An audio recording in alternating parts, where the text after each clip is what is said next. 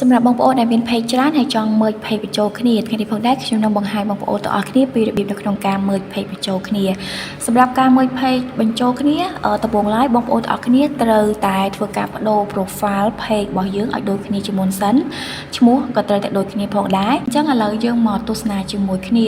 ថាតើរបៀបមើលហ្នឹងគឺបែបណាបងប្អូនទាំងអស់គ្នាចូលមកកាន់ Facebook profile របស់យើងបែបនេះហើយបងប្អូនទាំងអស់គ្នាស្វែងរកពាក្យថា pageបន្ទាប់មកយើងចុចលើពាក្យ page នេះមកនេះគឺខ្ញុំឧទាហរណ៍ជាក់ស្ដែងឧទាហរណ៍ថា page ខ្ញុំបែបនេះគឺខ្ញុំបានធ្វើការបដូរជាមួយនឹងឈ្មោះហើយនឹង profile ដូចគ្នាហើយអញ្ចឹងខ្ញុំចូលទៅកាន់ page ដែលជា page goal របស់ខ្ញុំ page ធំរបស់ខ្ញុំមកខ្ញុំចុចលើ page ធំរបស់ខ្ញុំមកហើយខ្ញុំចូលមកជាលក្ខណៈទម្រង់ page profile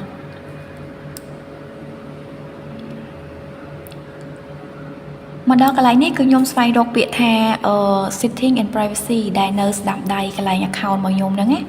ហើយខ្ញុំស្វែងរកពាក្យថា setting មកបន្ទាប់ពីខ្ញុំចុចលើពាក្យថា setting ហើយគឺវានឹង load មកផ្ទាំងបែបនេះហើយខ្ញុំស្វែងរកពាក្យថា page new experience នៅឆ្វេងដៃរបស់ខ្ញុំបន្តមកទៀតយើងចុចលើពាក្យថា merge page ហើយយើងចុចកន្លែងស្ដាំដៃពណ៌ខៀវនេះមានន័យថា start request merge page ហ្នឹងបន្ទាប់ពីខ្ញុំចាប់ផ្ដើមស្នើសុំ merge page ហ្នឹងហើយខ្ញុំចុចបន្តទៀតមកនិចរហូតមកគឺវាមានឈ្មោះ page ដែលដូចគ្នាឲ្យខ្ញុំ merge ហើយខ្ញុំគ្រាន់តែ confirm password account Facebook ដែលខ្ញុំភ្ជាប់ page ហ្នឹងណាខ្ញុំ confirm រួចរាល់ហើយគឺវា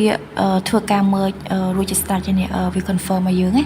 អញ្ចឹងឥឡូវនេះយើងត្រឡប់មក page goal របស់យើងមកហើយយើងធ្វើការ refresh វាបន្តិចមកដើម្បីឲ្យវា load មកអូខេឥឡូវនេះបងប្អូនទាំងអស់គ្នាឃើញទេអានេះ 1.5k ដដែលទេឥឡូវខ្ញុំ refresh វាបន្តិចសិនឥឡូវនេះវាឡើងមក 1.7k អញ្ចឹងមានន័យថាpage របស់ខ្ញុំគឺបានមើលបានសម្រាប់ហើយ